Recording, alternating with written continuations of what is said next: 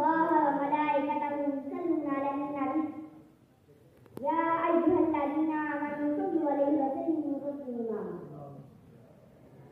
अल्लाहुम्मा सल्लि अला सय्यिदिना व मौलाना मुहम्मद व बारिक वसल्लिम। बादल हमदना मसरूर स्टेज मेरे मौजूद मोहतरम असातिज़ा इकराम और साथियों, अस्सलामु अलैकुम व रहमतुल्लाहि व बरकातुहू। आज मुझे जिस मौजूद पर लफ्ज़ शायरी के लिए मौका दिया गया है वो बहुत ही अहम है। आज इस बात की तवज्जो देनी होगी कि मादरे वतन की आज़ादी में हजारों लोगों ने अपनी जान की कुर्बानियां दी और शहादत के आला रुतबा पर फाइज हुए। इसलिए कि उनका मकसद कोई दुनियावी मुनाफा नहीं था, बल्कि पाकिस्तान का मतलब क्या ला इलाहा इल्लल्लाह का अजीम नारा था कि पाकिस्तान की आजाद है। हम सब याद है कि बड़े शरीर के बाद हिम्मत वाले मुसलमानों ने सन 1807 में अंग्रेजों के खिलाफ जहाद का आगाज में छावनी से किया।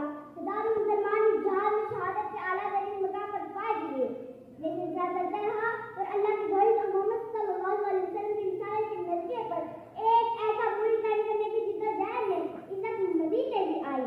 जब हकीमुल उम्मत शायर मशरक़ इल्लामा इक़बाल ने पाकिस्तान का ख्वाब देखा और इसके हसूल का फार्मूला पेश किया, मुसलमानाने हिंद ने बबाए कौम मोहम्मद अली जिन्ना की रहनुमाई में इल्लामा इक़बाल के ख्वाब को 14 अगस्त 1947 शर्मिंदा ताबीर किया।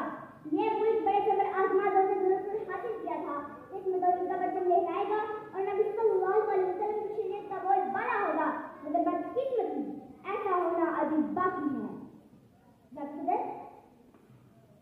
1947 की वाक़यात और सबर तारीख सुनकर रूह कांप उठती है, लेकिन हम आज भी वतन अजीज में कुरान और शरीयत मोहम्मदी को नाफिज करने में कामयाब न हो सके हैं।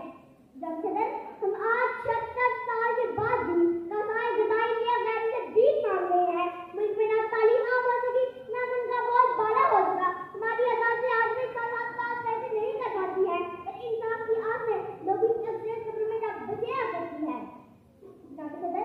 ला इलाहा इल्लल्लाह का मतलब तो ये है कि बिला लिहाज रंग नस्ल मजहब कौम अमीर और गरीब हर शहरी को इंसानियत माशरती और माशी हकूक हासिल हो।